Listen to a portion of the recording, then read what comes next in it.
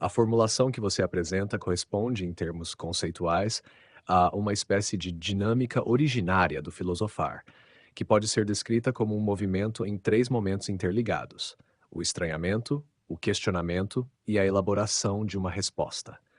Esses momentos não são etapas rígidas e cronológicas, mas dimensões que se entrelaçam no exercício filosófico. O primeiro momento, o estranhamento, pode ser entendido como a ruptura com a familiaridade do mundo cotidiano.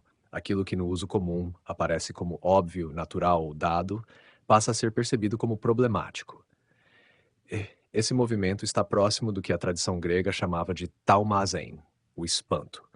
Não se trata de um simples surpreender-se, mas de um deslocamento cognitivo.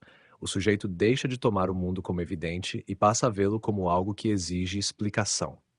É nesse sentido que questões aparentemente simples, o que é a justiça, o que é o ser, o que é o conhecimento, deixam de ser triviais. O estranhamento, portanto, inaugura a atitude filosófica ao suspender o automatismo da experiência cotidiana. A partir desse deslocamento, emerge o segundo momento, o questionamento. Aqui ocorre uma operação propriamente racional e analítica. O sujeito não apenas percebe que algo é problemático, mas formula perguntas estruturadas. Esse processo frequentemente parte de um caso particular, uma experiência concreta, uma situação histórica, uma prática social, e busca alcançar um nível de generalidade maior. Trata-se de um movimento de universalização. A partir de este ato é justo, passa-se a o que é a justiça. Esse deslocamento do particular ao universal é característico da filosofia, pois ela busca conceitos que tenham validade ampla, não restrita a circunstâncias específicas. Além disso, o questionamento filosófico tende a ser radical, no sentido de ir às raízes dos problemas, interrogando pressupostos que outras formas de conhecimento tomam como dados. O terceiro momento consiste na elaboração de uma resposta filosófica. Diferentemente de respostas empíricas ou técnicas, a resposta filosófica não é simplesmente a resolução de um problema pontual, mas a construção de um sistema de sentido. Ela envolve argumentação, coerência interna e justificação racional. No entanto, como você observou, essa resposta raramente é definitiva. A filosofia opera em um regime de revisabilidade. Suas respostas permanecem abertas à crítica, à reformulação e ao aprofundamento. Por isso, a história da filosofia pode ser vista como um diálogo contínuo, no qual cada resposta gera novos estranhamentos e novos questionamentos. Assim, esses três momentos formam um circuito. O estranhamento desestabiliza, o questionamento investiga e a resposta organiza, mas nunca encerra completamente o processo. É precisamente essa abertura permanente que distingue a filosofia de formas de conhecimento que buscam conclusões finais e operacionais. A associação entre filosofia e felicidade não é acidental. Ela toca um dos núcleos mais antigos da reflexão filosófica. Quando se fala em filosofia a partir do grego filosofia, tem-se literalmente o amor à sabedoria. Mas esse amor não é meramente contemplativo ou erudito. Na tradição grega clássica, sobretudo a partir de Sócrates, Plato e Aristóteles, a sabedoria está profundamente ligada à questão de como viver bem. Ou seja, o saber filosófico não é um fim neutro, mas orienta a existência humana em direção a um fim último. Esse fim último, no vocabulário grego, é designado pelo termo eudaimonia, traduzido de maneira aproximada como felicidade ou florescimento. O conceito é mais denso do que a ideia moderna de prazer ou satisfação momentânea. Em Aristóteles, por exemplo, a eudaimonia é a realização plena da natureza humana, alcançada por meio da atividade racional conforme a virtude, areté. Não se trata de um estado emocional passageiro, mas de uma condição estrutural da vida bem vivida. Assim, a filosofia aparece como um caminho de orientação prática. Conhecer o bem é condição para realizá-lo. Nesse sentido, a filosofia não é apenas uma busca teórica pela verdade, mas uma investigação teleológica, isto é, orientada por um fim, telos. O saber filosófico busca compreender qual é o bem supremo, summum bonum, que dá sentido às ações humanas. Esse traço é particularmente evidente nas escolas helenísticas, como o estoicismo e o epicurismo, nas quais a filosofia se configura explicitamente como uma arte de viver. Para os estoicos, a felicidade reside na conformidade com a razão e a ordem do cosmos. Para os epicuristas, na ataraxia, isto é, na tranquilidade da alma obtida pela moderação dos desejos. Quando essa tradição é traduzida e reinterpretada no mundo romano, o termo grego eudaimonia passa a ser frequentemente vertido como felicitas. No latim, felicitas carrega nuances próprias. Embora também possa significar felicidade ou bem-estar, o termo romano frequentemente incorpora a ideia de prosperidade, fortuna favorável e êxito na vida pública. Ainda assim, em autores como Cícero e Sêneca, há uma clara continuidade com o ideal grego. A verdadeira felicidade não depende das circunstâncias externas, mas da disposição interior e da conformidade com a razão. Dessa forma, a relação entre filosofia e felicidade pode ser compreendida como estrutural. A filosofia nasce do desejo de saber, mas esse saber é inseparável de uma orientação existencial. Buscar a verdade é, ao mesmo tempo, buscar o bem, e buscar o bem é, em última instância, buscar uma forma de vida que possa ser considerada plena. A felicidade, nesse horizonte, não é um dado imediato, mas uma construção que exige reflexão, disciplina e autoconhecimento, precisamente os elementos que definem a prática filosófica ao longo de sua história.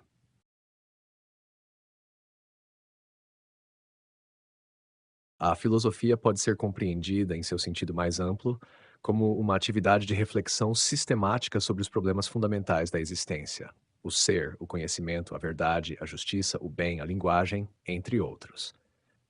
No entanto, essa reflexão não se dá de maneira dispersa ou arbitrária. Ao longo da história, ela tende a se organizar em estruturas coerentes de pensamento, nas quais conceitos, princípios e argumentos se articulam de forma lógica. É justamente isso que se denomina sistemas filosóficos. Um sistema filosófico é, portanto, um conjunto organizado de ideias que procura oferecer uma interpretação abrangente da realidade. Ele não responde apenas a uma questão isolada, mas estabelece conexões entre diferentes domínios. Por exemplo, uma concepção de conhecimento, epistemologia, pode estar ligada a uma concepção de realidade, metafísica, que por sua vez fundamenta uma ética e uma teoria política. Há, assim, uma pretensão de totalidade. O sistema busca explicar o mundo e orientar a vida humana de maneira integrada. Esse modo de pensar já se manifesta de forma clara na Grécia Antiga, onde surgem alguns dos primeiros grandes sistemas filosóficos do Ocidente. Os chamados pré-socráticos, como Tales of Miletus, Heráclitos e Parmênides, ainda não elaboram sistemas completos no sentido posterior, mas já inauguram um esforço de explicação racional e unificada da realidade. Cada um deles propõe um princípio fundamental arqué, a água, o devir, o ser, a partir do qual tudo pode ser compreendido. Esse movimento já indica uma tendência à sistematização, reduzir a multiplicidade do mundo a um princípio inteligível. Com Plato, essa organização ganha uma forma mais complexa. Sua filosofia articula uma teoria do conhecimento, a distinção entre o mundo sensível e o mundo inteligível, uma metafísica, a teoria das ideias, uma ética, a busca do bem em si, e uma política, o ideal da cidade justa. Esses elementos não aparecem isolados, mas interdependentes. Conhecer o bem é condição para agir corretamente, e uma cidade justa depende de indivíduos que tenham acesso ao conhecimento verdadeiro. Há, portanto, uma arquitetura conceitual que configura um sistema. Esse processo atinge um grau ainda mais elaborado em Aristóteles. Sua obra pode ser vista como uma das primeiras tentativas explícitas de construir um sistema filosófico abrangente. Ele organiza o saber em diferentes campos: lógica, física, metafísica, ética, política, retórica, mas mantém entre eles uma unidade fundamental. Sua metafísica investiga o ser enquanto ser. Sua ética define a felicidade, eudaimonia, como o fim último da ação humana. Sua política entende a cidade como o espaço natural de realização desse fim. Tudo isso é articulado por uma estrutura conceitual comum, baseada em noções como causa, substância, ato e potência. Assim, na Grécia Antiga, a filosofia não apenas levanta perguntas, mas começa a construir respostas organizadas em sistemas. Esses sistemas não são fechados no sentido de serem definitivos, mas são tentativas rigorosas de dar coerência ao pensamento e de oferecer uma visão integrada da realidade. A história da filosofia pode, em grande medida, ser entendida como o diálogo e, muitas vezes, o confronto entre diferentes sistemas filosóficos, cada um propondo uma maneira própria de compreender o mundo e o lugar do ser humano nele.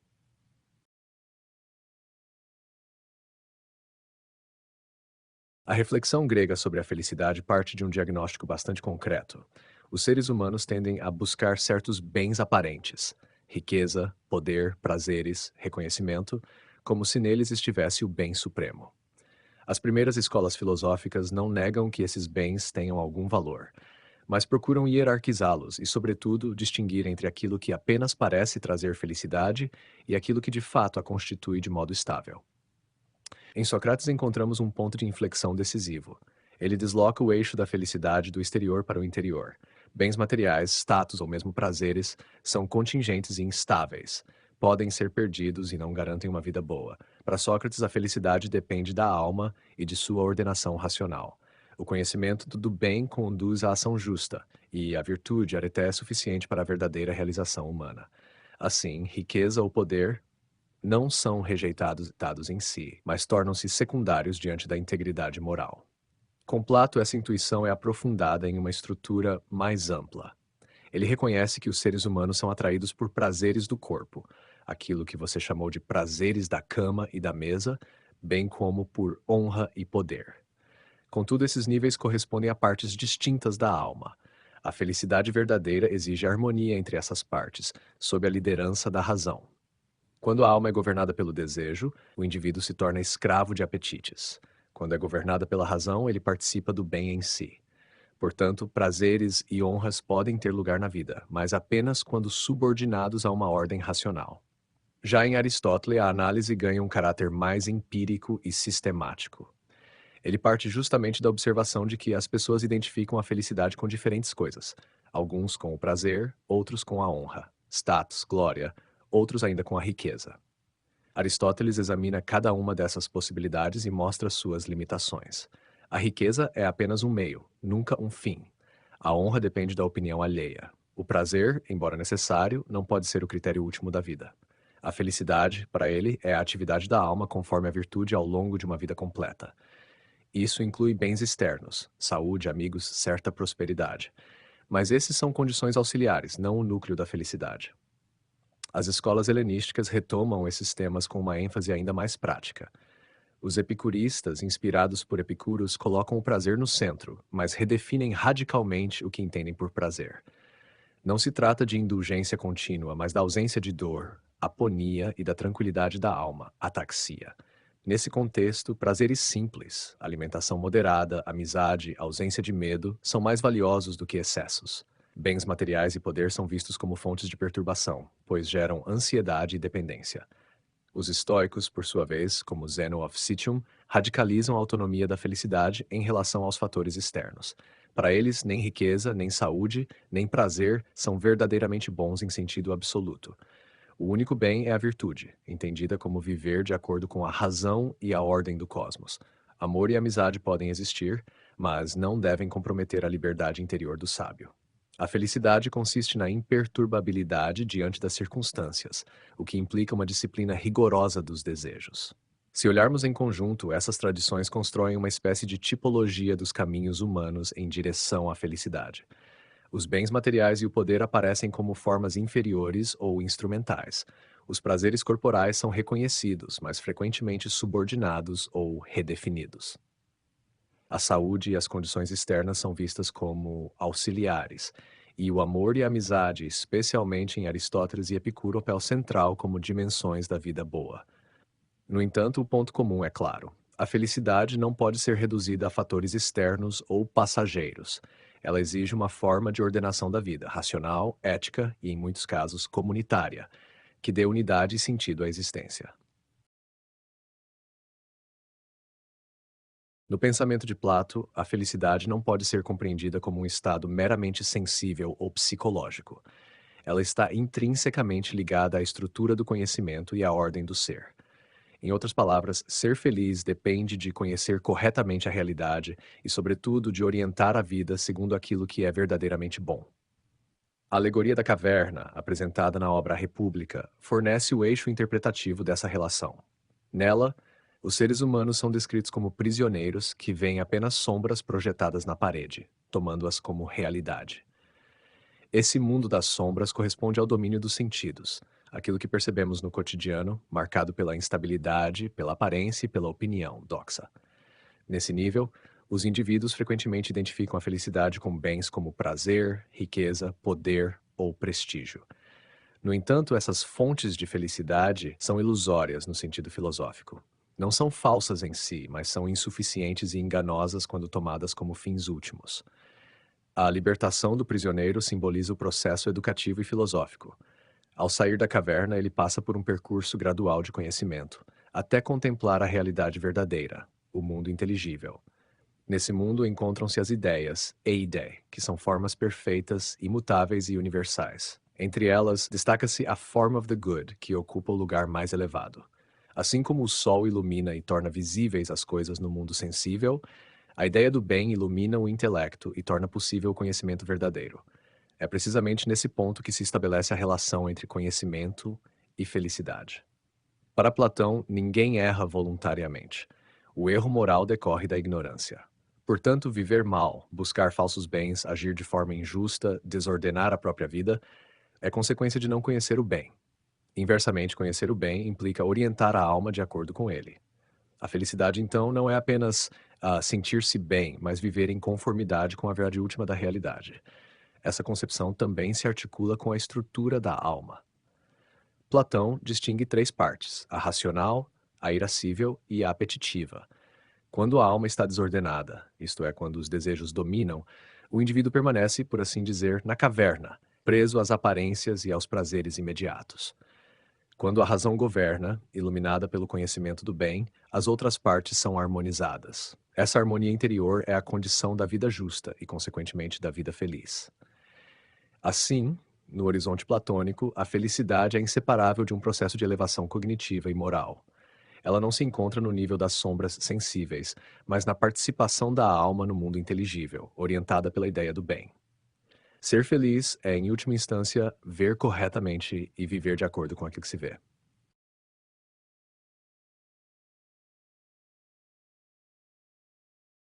Para Plato, o ser humano é essencialmente alma. O corpo ocupa um papel secundário, frequentemente visto como o âmbito das necessidades e das distrações. A vida ética e a busca da felicidade consistem, portanto, em ordenar corretamente a alma. Essa ordenação se expressa na sua conhecida tripartição, a parte concupiscente, a irascível e a racional. A parte concupiscente, epitimia, corresponde ao domínio dos desejos, fome, sede, prazer, inclinações materiais. Ela está ligada ao corpo e tende ao imediato. A parte irascível, timós, refere-se às paixões nobres, como coragem, honra, indignação e vontade de afirmação. É uma dimensão intermediária, capaz de tanto se aliar aos desejos quanto se submeter à razão.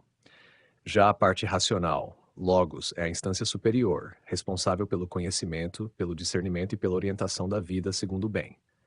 A felicidade, nesse quadro, não consiste na satisfação indiscriminada dos desejos, mas na harmonia entre essas partes. Cada uma deve cumprir sua função sob a direção da razão. Quando a parte concupiscente domina, o indivíduo se torna escravo de apetites. Quando a irascível se desregula, surgem a agressividade e a busca desmedida por honra. Apenas quando a razão governa, é possível estabelecer uma ordem interna estável. Essa ordem é a justiça da alma. E é precisamente essa justiça que constitui a condição da vida feliz. Para alcançar essa harmonia, Platão propõe um processo formativo que envolve duas grandes ferramentas: a ginástica e a dialética. A ginástica não deve ser entendida apenas como exercício físico, mas como disciplina do corpo e, por extensão, da parte concupiscente. Ela tem a função de moderar os impulsos, fortalecer o autocontrole e produzir equilíbrio entre corpo e alma. Um corpo disciplinado não arrasta a alma para os excessos, mas se torna um suporte para a vida racional. A dialética, por sua vez, é o instrumento mais elevado da formação filosófica. Trata-se de um método de investigação que conduz a alma do mundo das opiniões ao conhecimento verdadeiro. Por meio do questionamento rigoroso, da análise de conceitos e da superação de contradições, a dialética eleva a parte racional até a contemplação das ideias, culminando na apreensão do bem. Nesse sentido, ela não é apenas um método lógico, mas um processo de conversão da alma, uma reorientação completa do olhar humano. Entre essas duas dimensões, a disciplina do corpo e a elevação intelectual, estabelece-se um equilíbrio formativo. A ginástica regula as forças inferiores, a dialética ilumina e orienta a razão. Juntas, elas permitem que a alma alcance sua ordem própria. A felicidade, então, não é um estado acidental, mas o resultado de uma alma bem estruturada, na qual cada parte desempenha sua função sob a liderança do conhecimento. Trata-se, em última instância, de uma vida em conformidade com o bem, sustentada tanto pela disciplina quanto pela inteligência.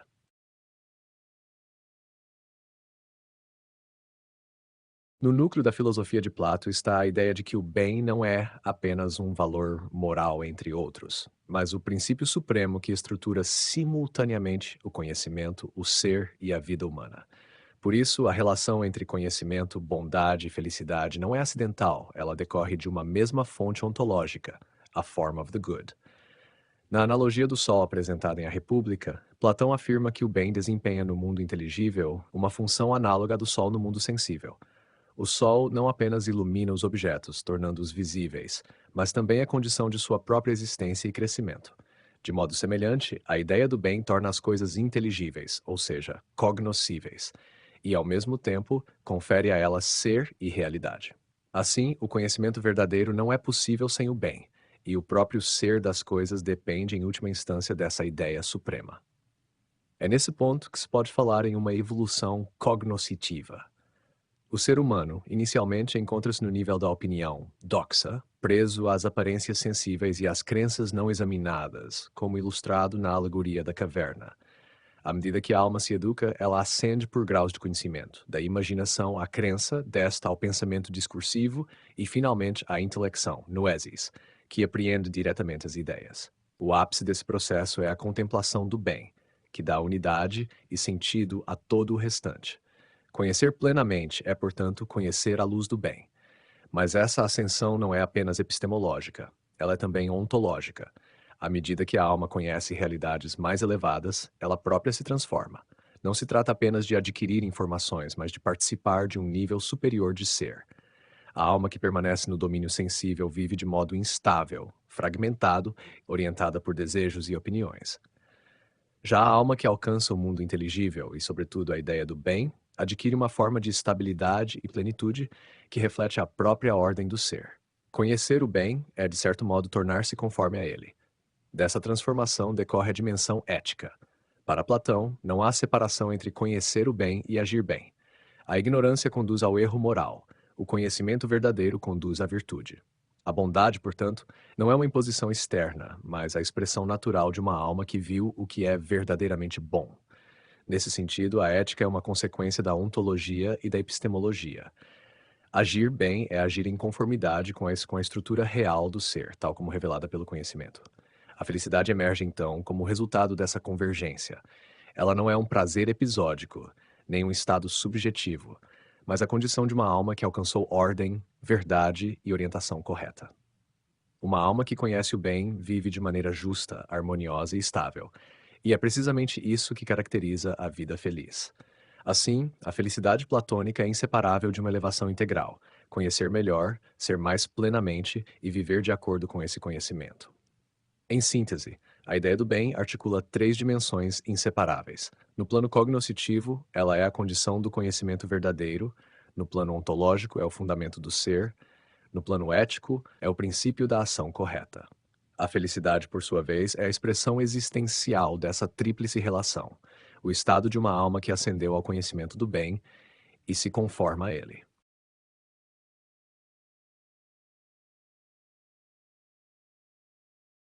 Na filosofia política de Plato, a cidade, polis, é pensada como uma estrutura orientada ao bem, não ao interesse particular de grupos ou indivíduos, mas ao bem comum, entendido como a ordem que permite a realização adequada de todos os seus membros. Essa concepção está diretamente vinculada à sua ética e à sua teoria da alma. A política é, em larga medida, uma projeção, em escala coletiva, da estrutura interna do ser humano. Na República, Platão estabelece uma analogia rigorosa entre a alma individual e a cidade.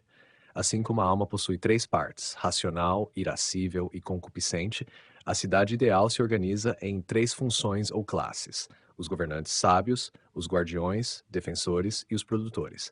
Cada grupo corresponde a uma função essencial. Os produtores, agricultores, artesãos, comerciantes garantem a subsistência material, os guardiões asseguram a defesa e a ordem, os governantes, formados filosoficamente, exercem a direção racional da cidade. O princípio organizador dessa estrutura é a justiça. Para Platão, justiça não é igualdade indistinta, mas harmonia funcional. Cada parte deve cumprir aquilo para o qual é naturalmente mais apta, sem usurpar o lugar das outras. Quando os produtores tentam governar movidos por interesses materiais, ou quando os guardiões buscam poder por ambição, a cidade se desordena. Da mesma forma, quando a razão governa, representada pelos filósofos, a cidade alcança sua ordem própria. É nesse ponto que a política se conecta com a felicidade.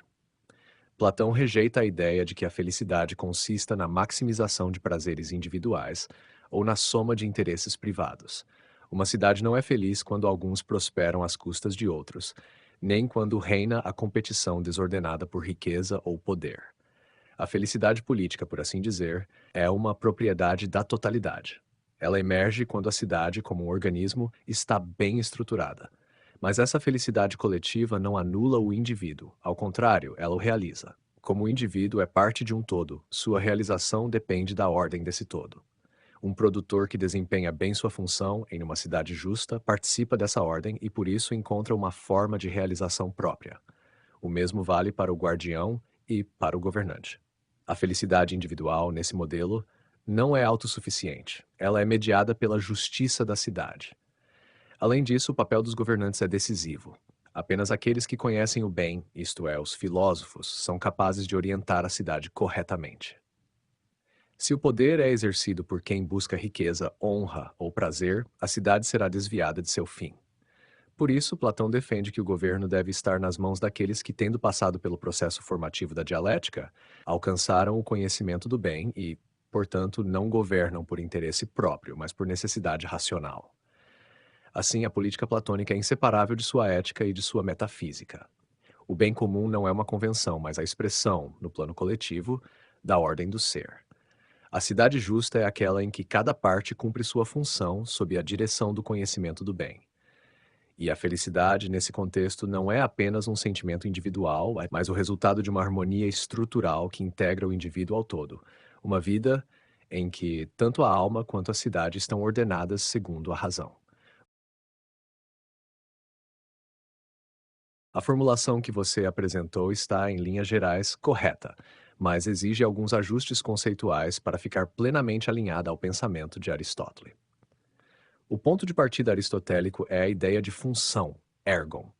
Para compreender o que é a felicidade, é preciso primeiro perguntar: qual é a função própria do ser humano? Assim como a função de um instrumento define sua excelência, a função do homem define aquilo que constitui sua realização. Aristóteles responde que a função humana é a atividade racional da alma, isto é, viver de acordo com a razão. A felicidade, que ele chama de eudaimonia, é então definida como a atividade da alma conforme a virtude ao longo de uma vida completa. Não se trata de um estado passivo, nem de uma emoção, mas de uma prática contínua. Vir bem é exercer corretamente as capacidades humanas, especialmente a razão. Nesse contexto, a teleologia é fundamental. Aristóteles entende a realidade como orientada por fins, telos, e o ser humano não escapa a essa estrutura. Todas as ações humanas visam algum bem, mas há um bem supremo que é desejado por si mesmo, a felicidade. Ela é o fim último que dá sentido aos demais fins, riqueza, honra, prazer, que passam a ser meios subordinados. Quanto às virtudes, sua observação também procede, mas convém organizá-las segundo a distinção aristotélica entre virtudes éticas e virtudes dianoéticas, intelectuais. As virtudes éticas, como coragem, generosidade, justiça e moderação, são disposições adquiridas pelo hábito, exis. Elas consistem em encontrar o justo meio entre excessos e faltas. Por exemplo, a coragem está entre a temeridade e a covardia, a generosidade entre a prodigalidade e a avareza. Essas virtudes regulam as paixões e ações, tornando a vida moralmente equilibrada. Já as virtudes intelectuais, como a sabedoria e a prudência, phronesis, dizem respeito ao exercício da razão. A prudência orienta a ação prática, permitindo deliberar corretamente sobre o que é bom em cada situação. A sabedoria, por sua vez, é a forma mais elevada de conhecimento, voltada para as realidades mais universais e necessárias. É nesse ponto que entra a questão da vida contemplativa.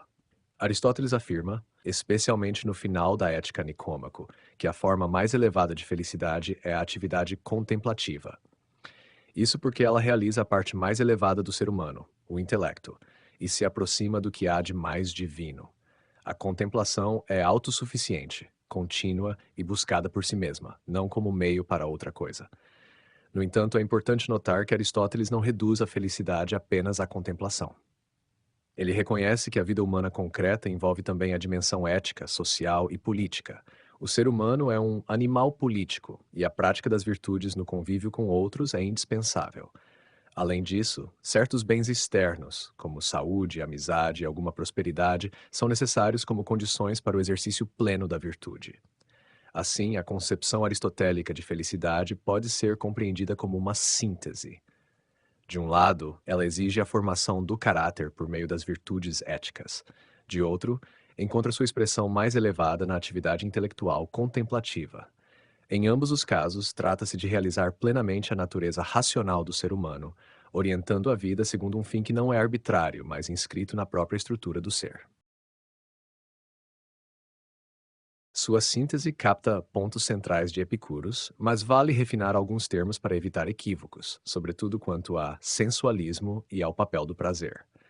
Epicuro coloca o prazer hedoné como critério do bem, mas redefine profundamente o que entende por prazer.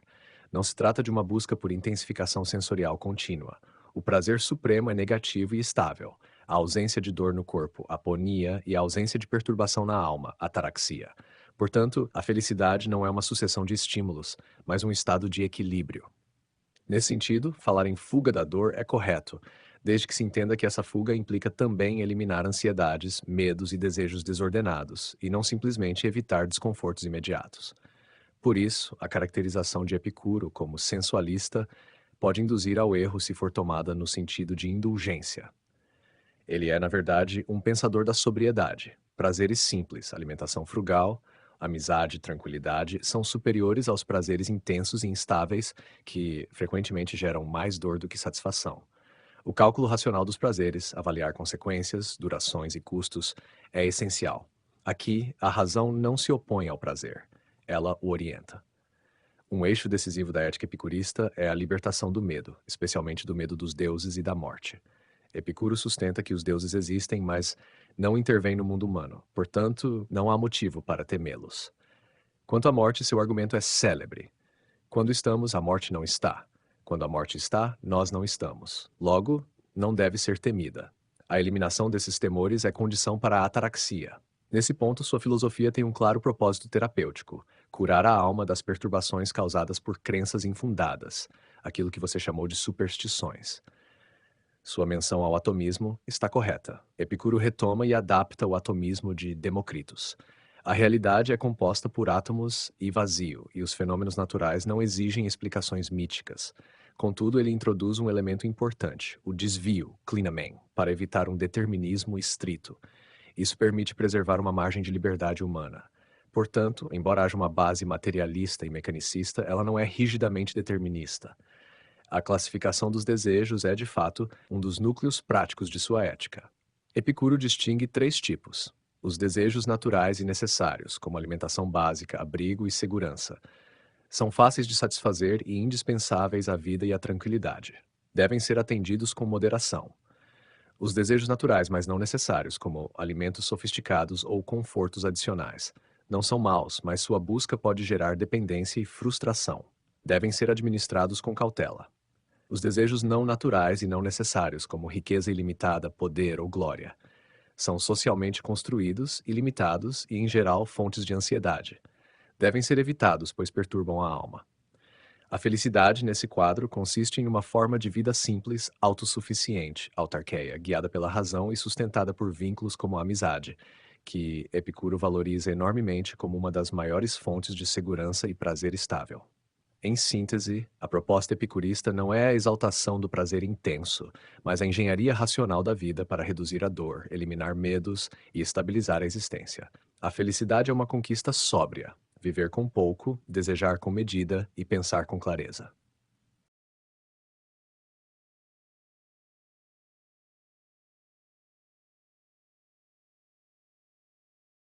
A ideia de prudência racional no horizonte da filosofia grega pode ser compreendida como a capacidade de governar a própria vida, por meio do uso adequado da razão, orientando desejos, ações e escolhas em direção a uma condição estável de realização.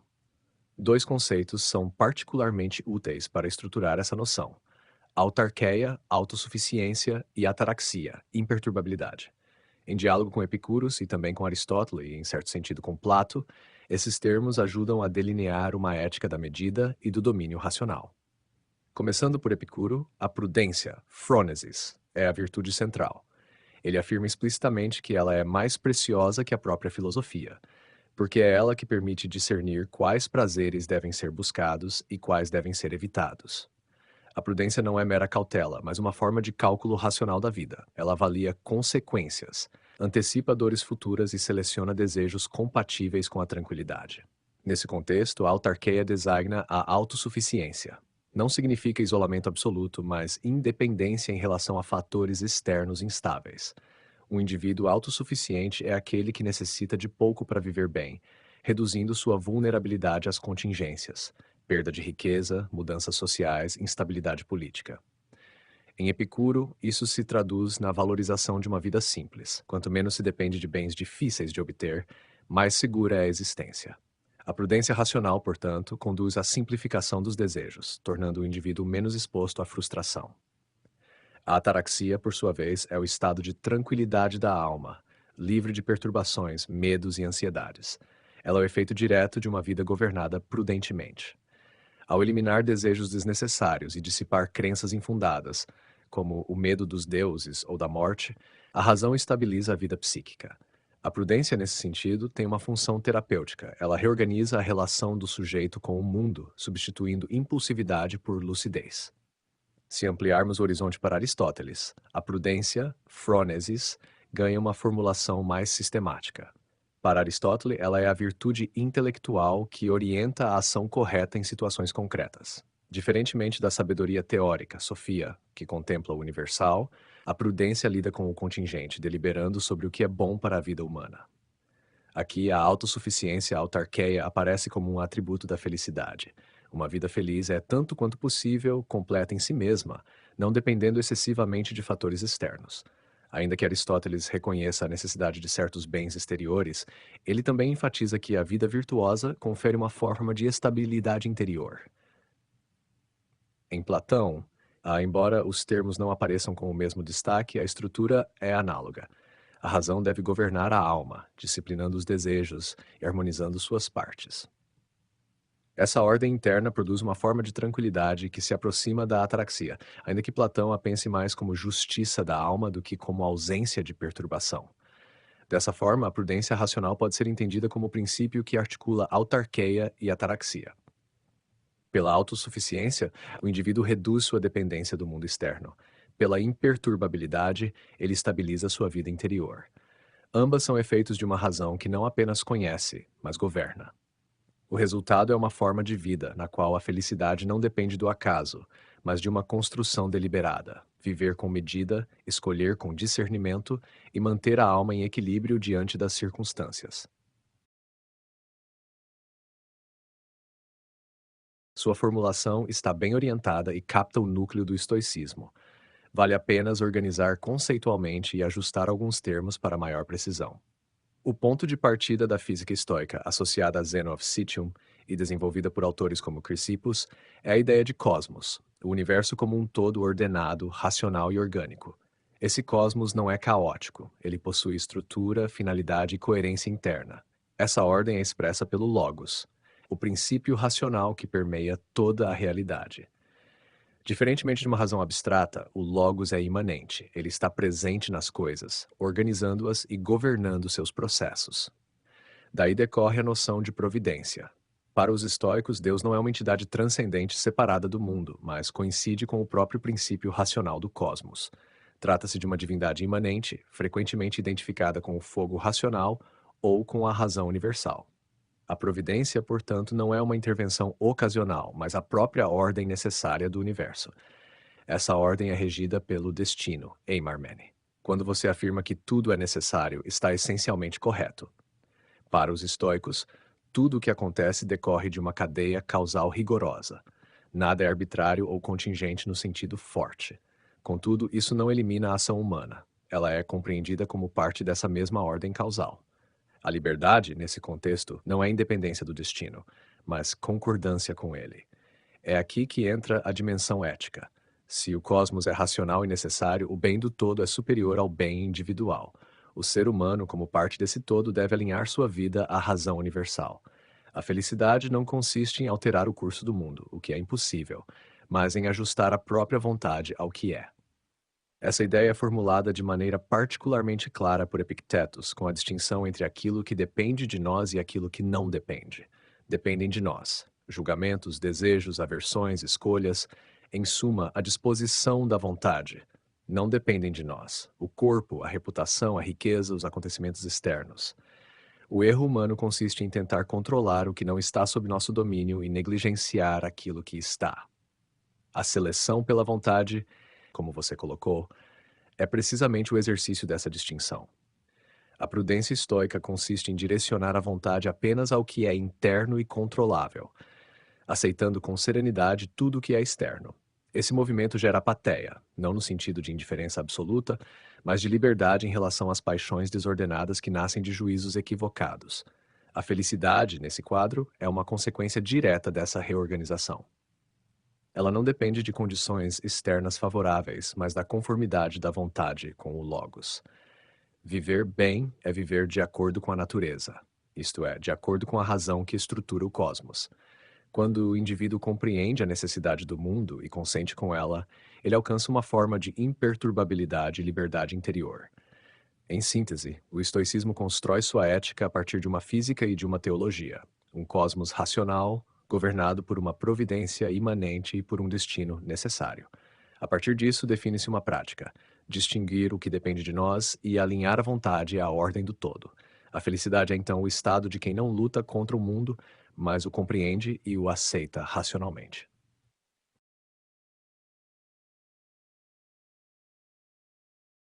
A sua síntese capta intuições reais, especialmente a centralidade da felicidade, da ordem racional da vida e do horizonte do bem comum, mas precisa ser reorganizada para evitar anacronismos e simplificações. Não é que a filosofia tenha proposto três ideias fixas. O que ocorre é que certos eixos normativos atravessam épocas distintas e são reinterpretados em contextos históricos diferentes. Podemos reordenar esses eixos em três grandes linhas de desenvolvimento, conectando-os às tradições que você mencionou. Começando pela filosofia grega clássica, sobretudo Plato e Aristóteles, o eixo fundamental é a relação entre felicidade, virtude e bem comum. Em Platão, a felicidade individual depende da ordem da alma e da justiça da cidade. O bem comum não é uma soma de interesses, mas a realização harmoniosa do todo.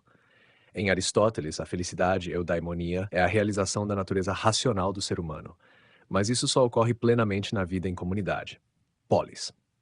Portanto, a felicidade já aparece como algo inseparável da dimensão política e ética. As escolas helenísticas, como o Epicurus e o estoicismo de Epictetus, deslocam o foco para a vida individual em um mundo instável, após o declínio das cidades-estado. Aqui a felicidade é pensada em termos de autonomia interior. Em Epicuro, pela moderação dos desejos e pela busca da tranquilidade. Nos estoicos, pelo domínio racional da vontade e pela conformidade com o logos. O bem comum não desaparece, mas perde centralidade política direta e se transforma em uma ideia mais universal. No estoicismo, por exemplo, todos os seres humanos participam de uma mesma razão cósmica. É nesse ponto que podemos inserir com mais precisão a ideia de amor ao próximo. Ela não nasce diretamente da filosofia grega, mas ganha força no contexto do Christianity, que dialoga com o platonismo e o estoicismo. A noção de ágape, amor universal voltado a todos, amplia a ideia estoica de fraternidade racional e a transforma em um princípio ético central. A filosofia medieval, influenciada por essa tradição, passa a integrar a busca da felicidade com a caridade e a relação com o outro. Já a ideia de liberdade, especialmente como autonomia individual, ganha centralidade na modernidade, tá? Particularmente no Enlightenment. Aqui é uma inflexão importante. A liberdade deixa de ser apenas domínio racional interno, como nos estoicos, e passa a incluir dimensões políticas e jurídicas, direitos individuais, autonomia moral, emancipação de autoridades tradicionais. Em Immanuel Kant, por exemplo, a liberdade é a capacidade de legislar moralmente para si mesmo, o que mantém um elo com a tradição antiga, uso da razão, mas em um novo contexto. Se quisermos, então, ajustar sua síntese, poderíamos dizer o seguinte: a tradição filosófica ocidental articula três grandes eixos interligados. O primeiro é a felicidade como realização da natureza humana, frequentemente vinculada à virtude e, em Platão e Aristóteles, ao bem comum. O segundo é a interiorização da ética, desenvolvida pelas escolas helenísticas, que enfatizam a autonomia racional e o domínio de si como condição da felicidade. O terceiro é a universalização e ampliação ética e política, que inclui tanto o amor ao próximo, no encontro com o cristianismo, quanto a liberdade individual, na modernidade e no iluminismo. Esses eixos não se substituem, mas se acumulam e se transformam. A filosofia, ao longo da história, pode ser vista como um esforço contínuo de equilibrar três dimensões: a realização pessoal, felicidade, a relação com os outros, ética e bem comum, e a autonomia do sujeito.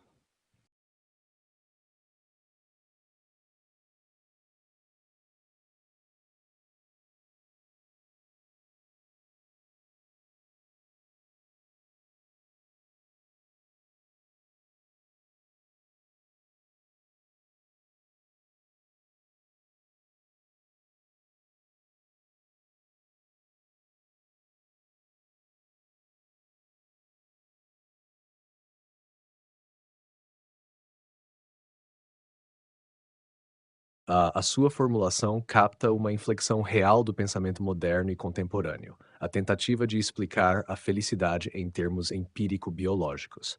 Mas ela precisa de alguns ajustes para evitar reducionismos.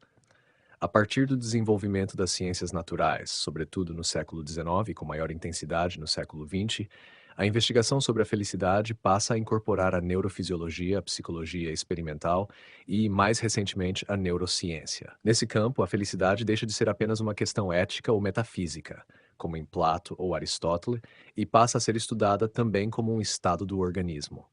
De fato, há uma associação importante entre estados subjetivos de bem-estar e certos processos neuroquímicos.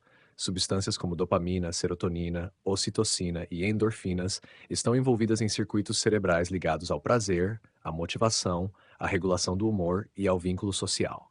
Experiências como recompensa, afeto, segurança e satisfação ativam esses sistemas. Nesse sentido, é correto afirmar que há uma dimensão química da felicidade. No entanto, a ciência contemporânea evita afirmar que felicidade é igual a substâncias químicas. O que se observa é uma correlação complexa, não uma identidade simples. Os estados neuroquímicos são tanto causa quanto efeito de experiências, hábitos, relações sociais e interpretações cognitivas. Por exemplo, práticas como exercício físico, sono adequado, relações sociais estáveis e até padrões de pensamento influenciam diretamente esses sistemas. Sua menção aos fatores físicos e biológicos também é pertinente. A ciência atual considera a felicidade como um fenômeno multifatorial, envolvendo condições corporais como saúde geral, dor crônica, fadiga e funcionamento fisiológico, fatores genéticos que influenciam predisposições de humor e resiliência, sistema imunológico e inflamação, que têm sido associados a estados depressivos e ao bem-estar, interação com o ambiente, incluindo estresse, segurança, nutrição e estímulos sociais, processos cognitivos como interpretação de eventos, memória e expectativa. Além disso, a psicologia contemporânea distingue entre diferentes formas de bem-estar. Uma delas se aproxima do prazer imediato, às vezes chamada de bem-estar hedônico. Outra se aproxima mais da realização, propósito e sentido, algo que, curiosamente, dialoga com a antiga ideia de eudaimonia em Aristóteles. Isso mostra que a abordagem científica não substitui completamente a filosófica, mas em muitos casos a complementa.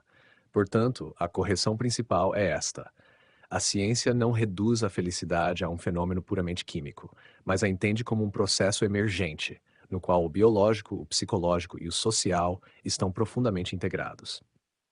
Em síntese, enquanto a filosofia clássica perguntava o que é uma vida boa, a ciência contemporânea pergunta também quais condições físicas e mentais sustentam o bem-estar. As duas abordagens operam em níveis diferentes, mas não incompatíveis.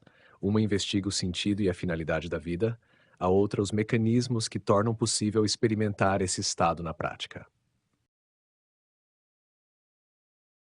A sua formulação está no essencial correta. As ciências sociais, especialmente a economia, incorporaram a felicidade como objeto de estudo, mostrando que condições materiais importam, mas não esgotam o problema. Vale, porém, qualificar os mecanismos e evitar simplificações. Primeiro, há um consenso robusto. Pobreza e privação severa reduzem fortemente o bem-estar. Falta de renda para necessidades básicas, insegurança alimentar, moradia precária e ausência de acesso à saúde e educação estão associadas a maior estresse, pior saúde física e mental e menor satisfação com a vida. O desemprego, em particular, tem efeitos amplos. Além da perda de renda, implica perda de status, rotina e redes sociais, o que impacta diretamente o bem-estar. Segundo, a relação entre renda e felicidade não é linear. A partir de certo patamar, quando necessidades básicas e alguma segurança estão garantidas, os ganhos adicionais de renda tendem a produzir retornos decrescentes em bem-estar. Esse padrão é frequentemente discutido como o paradoxo da prosperidade. Países ou indivíduos mais ricos, após um nível, não reportam aumentos proporcionais de felicidade. Terceiro, entram dois mecanismos centrais. A adaptação hedônica. As pessoas se acostumam a melhorias materiais, de modo que o efeito positivo inicial diminui com o tempo. A comparação social. O bem-estar depende não só da renda absoluta, mas da posição relativa. Desigualdade elevada pode corroer a satisfação, mesmo quando a renda média cresce. Quarto, a sua referência ao capitalismo pode ser refinada. O consumo e a expansão de escolhas podem aumentar o conforto e a autonomia, mas também podem gerar pressão por desempenho, endividamento e expectativas infladas.